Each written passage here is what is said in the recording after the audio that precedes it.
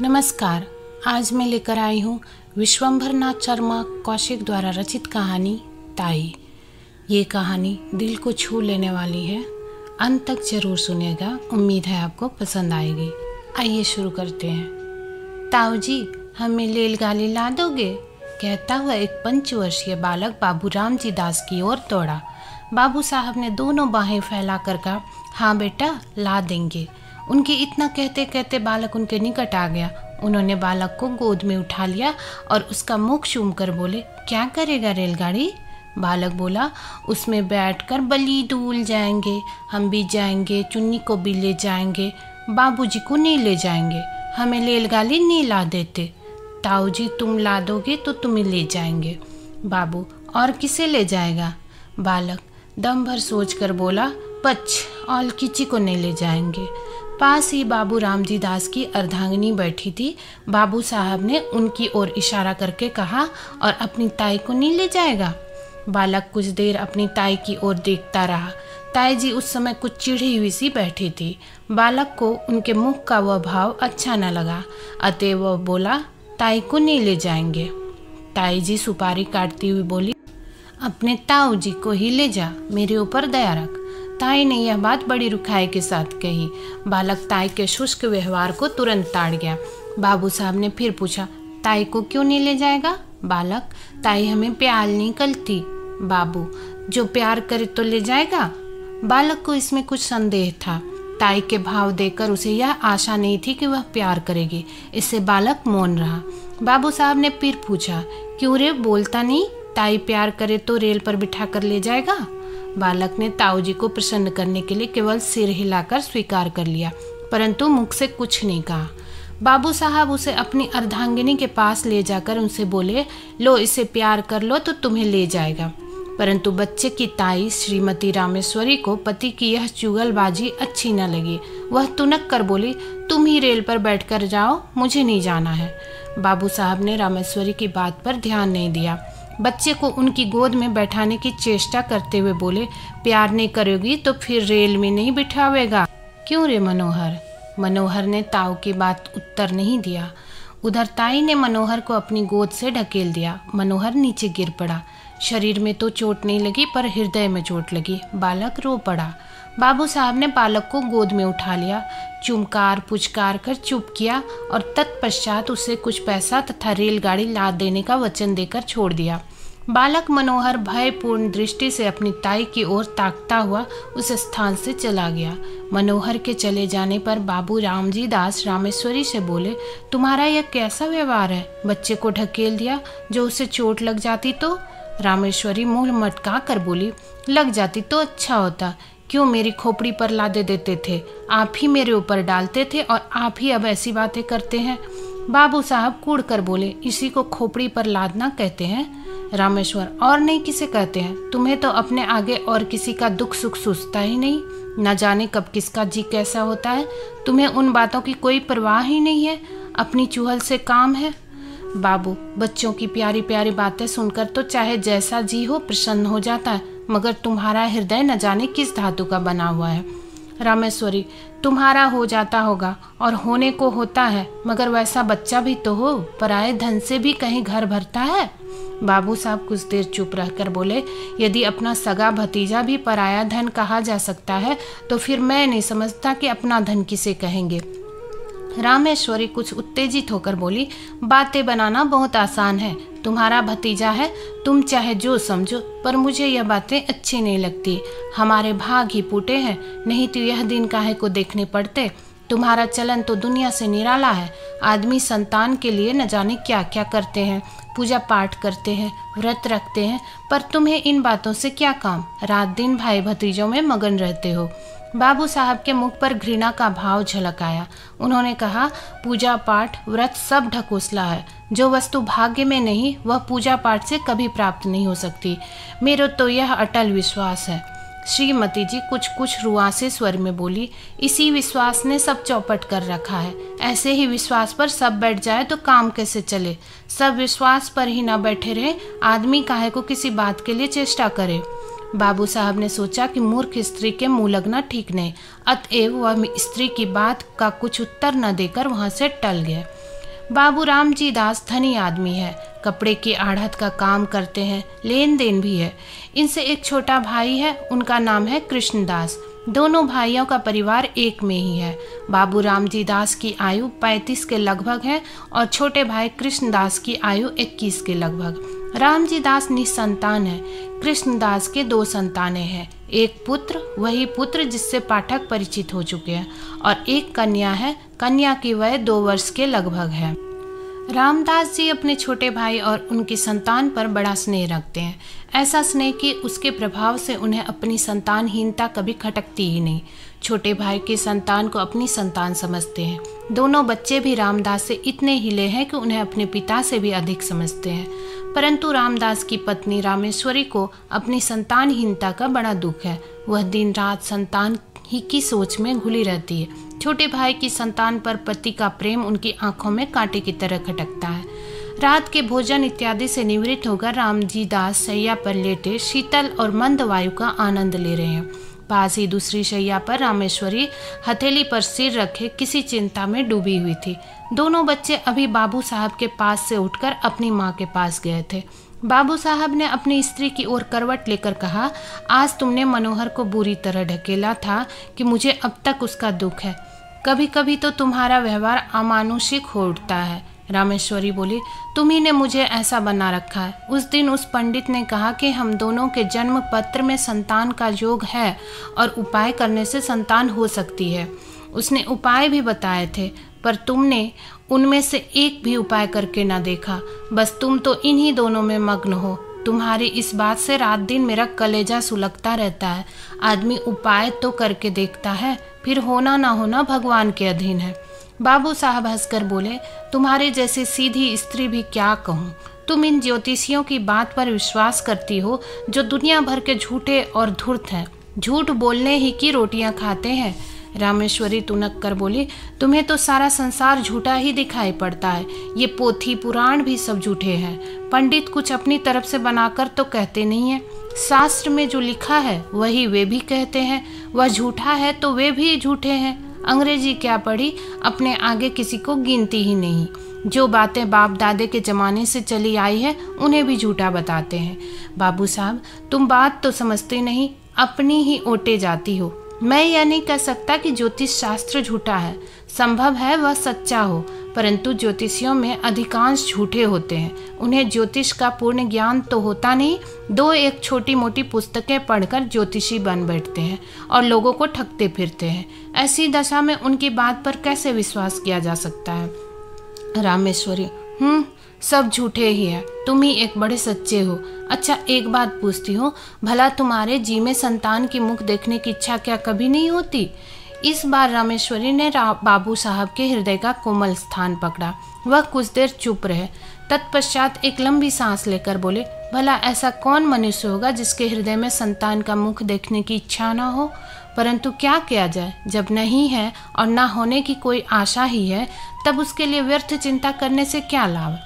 इसके सिवा जो बात अपनी संतान से होती वही भाई की संतान से हो भी रही है। जितना स्नेह अपनी संतान पर होता उतना ही इन पर भी है। जो आनंद उसकी बाल क्रीड़ा से आता वही इनकी क्रीड़ा से भी आ रहा है।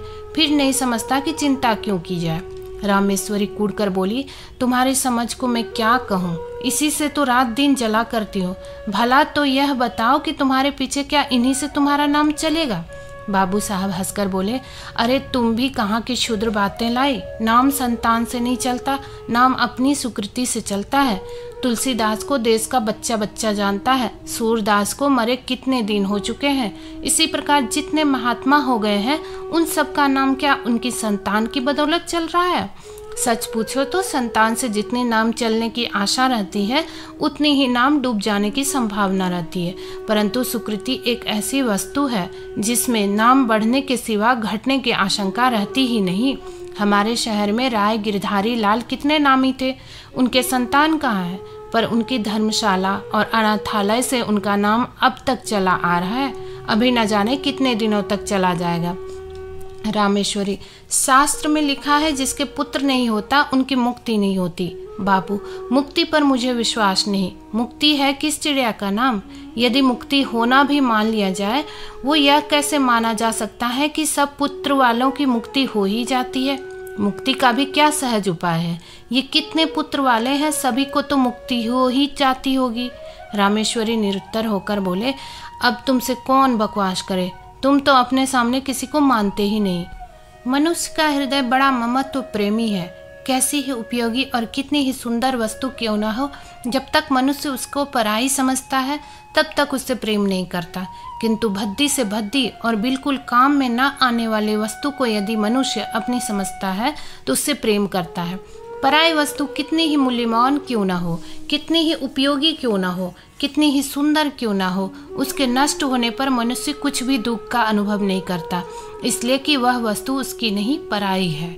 अपनी वस्तु कितनी ही भद्दी हो, काम में ना आने वाली हो, नष्ट होने पर मनुष्य को दुख होता है, इसलिए कि वह अपनी चीज़ है। कभी कभी ऐसा भी होता है कि मनुष्य पराई चीज़ से प्रेम करने लगता है। ऐसी दशा में भी जब तक मनुष्य उस वस्तु को अपना बनाकर नहीं छोड़ता अथवा हृदय में यह विचार नहीं कर लेता कि वह वस्तु मेरी है, तब तक उसे संतोष नहीं होता। ममत्व से प्रेम उत्पन्न होता है और प्रेम से ममत्व, इन दोनों का साथ चोली दामन का सा है, ये कभी पृथक नहीं किए जा सकते। यद्यपि रामेश्वरी को माता बनने का सौभाग्य प्राप्त नहीं हुआ था, तथापि उनका हृदय एक माता का हृदय बनने की पूरी योग्यता रखता था। उनके हृदय में वे गुण विद्यमान तथा अंतर्निहित थे जो एक माता के हृदय में होते हैं, परंतु उसका विकास नहीं हुआ था। उसका हृदय उस भूमि की तरह था जिसमें बीज तो पड़ा हुआ है, पर उसको सींचकर और इस प्रकार बीज को प्रस्फुटित करने भूमि के ऊपर लाने वाला कोई नहीं। इसलिए उसका हृदय उन बच्चों की ओर खींचता तो था, परंतु जब उसे ध्यान आता था कि ये बच्चे मेरे नहीं दूसरे के हैं, तब उसके हृदय में उनके प्रति द्वेष उत्पन्न होता था, घृणा पैदा होती थी। विशेषकर उस समय उनके द्वेष की मात्रा और भी बढ़ जाती थी जब वह यह देखती थी कि उनके पतिदेव उन बच्चों पर प्राण देते हैं जो उनके नहीं हैं। शाम का समय था। रामेश्वरी खुली छत पर बैठी हवा खा रही थी। पास उनकी देवरानी भी बैठी थी। दोनों बच्चे छत पर दौड़ दौड़ कर खेल रहे थे। रामेश्वरी उनके खेल को देख रही थी। इस समय रामेश्वरी को उन बच्चों का खेलना कूदना बड़ा भला मालूम हो रहा था। हवा में उड़ते हुए उनके बाल, कमल की तरह खिले उनके नन्हे नन्हे मुख, उनकी प्यारी प्यारी तोतली बातें, उनका चिल्लाना, भागना, लौट जाना इत्यादि क्रियाएं उनके हृदय को शीतल कर रही थी। सहसा मनोहर अपनी बहन को मारने दौड़ा। वह खिलखिलाते हुए दौड़कर रामेश्वरी की गोद में जा गिरी।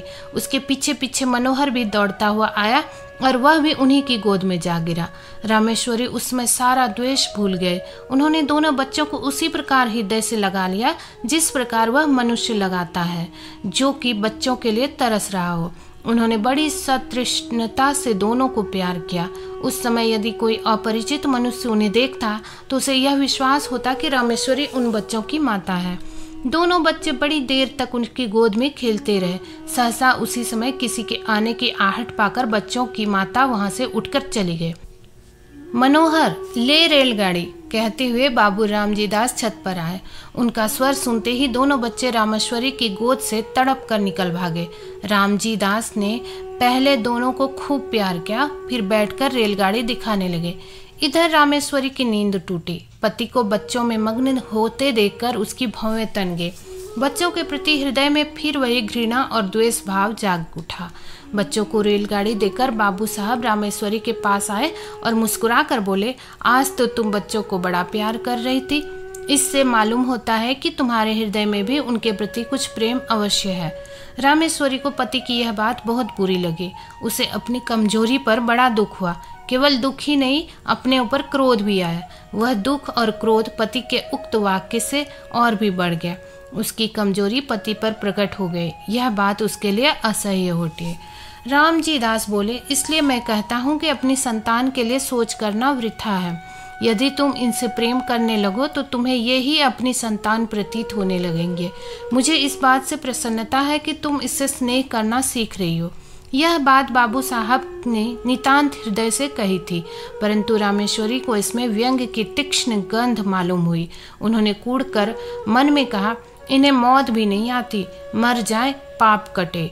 आठों पहर आंखों के सामने रहने से प्यार को जी ललचा ही उठता है, इनके मारे कलेजा और भी जला करता है। बाबू साहब ने पत्नी को मौन देखकर कहा, अब झेपने से क्या लाभ, अपने प्रेम को छिपाने की चेष्टा करना व्यर्थ है, छिपाने की आवश्यकता भी नहीं। रामेश्वरी जल भून कर बोली, मुझे क्या पड़ी है जो मैं प्रेम करूंगी, तुम्ही को मुबारक रहे। निगोड़े आप ही आ के घुसते हैं, एक घर में रहने में कभी कभी हंसना बोलना पड़ता ही है। अभी परसों जरा यूं ही ढकेल दिया, उस पर तुमने सैकड़ों बातें सुनाई। संकट में प्राण है, न यूं चैन न वो चैन। बाबू साहब को पत्नी के वाक्य सुनकर बड़ा क्रोध आया। उन्होंने कर्कश स्वर में कहा, न जाने कैसे हृदय की स्त्री है, अभी अच्छी खासी बैठी बच्चों से प्यार कर रही थी, मेरे आते ही गिरगिट की तरह रंग बदलने लगी। अपनी इच्छा से चाहे जो करे, पर मेरे कहने से बिल्लियां उछलती है। न जाने मेरी बातों में कौन सा विष घुला रहता है। यदि मेरा कहना ही बुरा मालूम होता है तो ना कहा करूँगा, पर इतना याद रखो कि अब कभी इनके विषय में निगोड़े सिगोड़े इत्यादि अपशब्द निकाले तो अच्छा ना होगा। तुमसे मुझे ये बच्चे कहीं अधिक प्यारे हैं। रामेश्वरी ने इसका कोई उत्तर न दिया। अपने क्षोभ तथा क्रोध को वे आंखों द्वारा निकालने लगी। जैसे बाबू रामजी दास का स्नेह दोनों बच्चों पर बढ़ता जाता था, वैसे ही वैसे रामेश्वरी के द्वेष और घृणा की मात्रा भी बढ़ती जाती थी। प्रायः बच्चों के पीछे पति पत्नी में कहासुनी हो जाती थी और रामेश्वरी को पति के कटु वचन सुनने पड़ते थे। जब रामेश्वरी ने यह देखा कि बच्चों के कारण ही वह पति की नज़र में गिरती जा रही है, तब उनके हृदय में बड़ा तूफान उठा। उन्होंने यह सोचा, पराए बच्चों के पीछे यह मुझसे प्रेम कम करते जाते हैं, हर समय बुरा भला कहा करते हैं। इनके लिए बच्चे ही सब कुछ है, मैं कुछ भी नहीं। दुनिया मरती जाती है पर दोनों को मौत नहीं। ये पैदा होते ही क्यों न मर गए, ना ये होते न मुझे ये दिन देखने पड़ते। जिस दिन ये मरेंगे उस दिन घी के दिए जलाऊंगी। इन्होंने मेरे घर का सत्यानाश कर रखा है। इसी प्रकार कुछ दिन व्यतीत हुए। एक दिन नियमानुसार रामेश्वरी छत पर अकेली बैठी हुई थी। उनके हृदय में अनेक प्रकार के विचार आ रहे थे। विचार और कुछ नहीं, अपने निज की संतान का अभाव, पति का भाई की संतान के प्रति अनुराग इत्यादि। कुछ देर बाद जब उनके विचार स्वयं उन्हीं को कष्टदायक प्रतीत होने लगे, तब वह अपना ध्यान दूसरी ओर लगाने के लिए टहलने लगी। वह टहल ही रही थी कि मनोहर दौड़ता हुआ आया। मनोहर को देखकर उनकी भ्रिकुटी चढ़ गई और वह छत की चार दीवारी पर हाथ रखकर खड़ी हो गई। संध्या का समय था। आकाश में रंग बिरंगी पतंगें उड़ रही थी। मनोहर कुछ देर तक खड़ा पतंगों को देखता और सोचता रहा कि कोई पतंग कटकर उसकी छत पर गिरे, क्या आनंद आवे। देर तक गिरने की आशा करने के बाद दौड़कर रामेश्वरी के पास आया और उनकी टांगों में लिपट कर बोला, ताई हमें पतंग मंगा दो। रामेश्वरी ने झिड़क कर कहा, चल हट, अपने ताऊ से मांग जाकर। मनोहर कुछ अप्रतिभ सा होकर फिर आकाश की ओर ताकने लगा। थोड़ी देर बाद उससे फिर रहा न गया। इस बार उसने बड़े लाड़ में आकर अत्यंत करुण स्वर में कहा, ताई मंगा दो, हम भी उड़ाएंगे। इन बार उनकी भोली प्रार्थना से रामेश्वरी का कलेजा कुछ पसीज गया। वह कुछ देर तक उसकी ओर स्थिर दृष्टि से देखती रही। फिर उन्होंने एक लंबी सांस लेकर मन ही मन कहा, यह मेरा पुत्र होता तो आज मुझसे बढ़कर भाग्यवान स्त्री संसार में दूसरी ना होती। निगोड़ा मरा कितना सुंदर है और कैसी प्यारी प्यारी बातें करता है। यही जी चाहता है कि उठाकर छाती से लगा ले। यह सोचकर वह उसके सिर पर हाथ फेरने वाली थी कि इतने में उन्हें मौन देखकर बोला, तुम हमें पतंग नहीं मंगवा दोगी तो ताऊ जी से कहकर तुम्हें बिटवाएंगे। यद्यपि बच्चे की इस भोली बात में भी मधुरता थी, तथापि रामेश्वरी का मुंह क्रोध के मारे लाल हो गया। वह उससे झिड़क कर बोली, जा कह दे अपने ताऊ जी से, देखें वह मेरा क्या कर लेंगे। मनोहर भयभीत होकर उनके पास से हट गया और फिर सतृष्ण नेत्रों से आकाश में उड़ती हुई पतंगों को देखने लगा। इधर रामेश्वरी ने सोचा, यह सब ताऊ जी के दुलार का फल है कि बालिस्त भर का लड़का मुझे धमकाता है। ईश्वर करे इस दुलार पर बिजली टूटे। उसी समय आकाश से एक पतंग कटकर उसी छत की ओर आई और रामेश्वरी के ऊपर से होती हुई छज्जे की ओर गई। छत के चारों ओर चार दीवारें थी जहां रामेश्वरी खड़ी हुई थी। केवल वहां एक द्वार था जिससे छज्जे पर आ जा सकते थे। रामेश्वरी उस द्वार से सटी हुई खड़ी थी। मनोहर ने पतंग को छज्जे पर जाते देखा। पतंग पकड़ने के लिए वह दौड़कर छज्जे की ओर चला। रामेश्वरी खड़ी देखती रही। मनोहर उसके पास से होकर छज्जे पर चला गया और उससे 2 फीट की दूरी पर खड़ा होकर पतंग को देखने लगा। पतंग छज्जे से तेजी से होती हुई नीचे घर के आंगन में जा गिरी। एक पैर छज्जे की मुंडेर पर रखकर मनोहर ने नीचे आंगन में झांका और पतंग को आंगन में गिरते देखा। वह प्रसन्नता के मारे फूला न समाया। वह नीचे जाने के लिए शीघ्रता से घूमा, परंतु घूमते समय मुंडेर पर से उसका पैर फिसल गया। वह नीचे की ओर चला। नीचे जाते जाते उसके दोनों हाथों में मुंडेर आ गए। वह उसे पकड़कर लटक गया और रामेश्वरी की ओर देखकर चिल्लाया, ताई। रामेश्वरी ने धड़कते हुए हृदय से इस घटना को देखा। उसके मन में आया कि अच्छा है, मरने दो, सदा का पाप कट जाएगा। यही सोचकर वह एक क्षण रुकी। इधर मनोहर के हाथ मुंडेर पर से फिसलने लगा। वह अत्यंत भय तथा करुण नेत्रों से रामेश्वरी की ओर देखकर चिल्लाया, अरे ताई। रामेश्वरी की आंखें मनोहर की आंखों से जा मिली। मनोहर की वह करुण दृष्टि देखकर रामेश्वरी का कलेजा मुंह में आ गया। उन्होंने व्याकुल होकर मनोहर को पकड़ने के लिए अपना हाथ बढ़ाया। उनका हाथ मनोहर के हाथ तक पहुंचा ही कि मनोहर के हाथ से मुंडेर छूट गई। वह नीचे जा गिरा। रामेश्वरी चीख मार कर छज्जे पर गिर पड़ी। रामेश्वरी 1 सप्ताह तक बुखार से बेहोश पड़ी रही। कभी कभी जोर से चिल्ला उठती और कहती, देखो देखो, वह गिरा जा रहा है, उसे बचाओ, दौड़ो, मेरे मनोहर को बचा लो। कभी वह कहती, बेटा मनोहर, मैंने तुझे नहीं बचाया। हाँ हाँ, मैं चाहती तो बचा सकती थी, देर कर दी। इसी प्रकार के प्रलाप वह क्या करती। मनोहर की टांग उखड़ गई थी। टांग बिठा दी गई। वह क्रमशः फिर अपनी असली हालत पर आने लगा। 1 सप्ताह बाद रामेश्वरी का ज्वर कम हुआ। अच्छी तरह होश आने पर उन्होंने पूछा, मनोहर कैसा है? रामजी दास ने उत्तर दिया, अच्छा है। रामेश्वरी, उसे पास लाओ। मनोहर रामेश्वरी के पास लाया गया। रामेश्वरी ने बड़े प्यार से हृदय से लगाया। आंखों से आंसुओं की झड़ी लग गई। हिचकियों से गला रुंध गया। रामेश्वरी कुछ दिनों बाद पूर्ण स्वस्थ हो गई। अब वह मनोहर, उसकी बहन चुन्नी से द्वेष नहीं करती और मनोहर तो अब उसका प्राणाधार हो गया। उसके बिना उन्हें एक क्षण भी कल नहीं पड़ती। दोस्तों, आशा करती हूँ ये कहानी आपको पसंद आई होगी। ऐसी ही कहानियाँ सुनने के लिए हमारे चैनल को सब्सक्राइब करें। मिलते हैं अगली वीडियो में, तब तक के लिए धन्यवाद।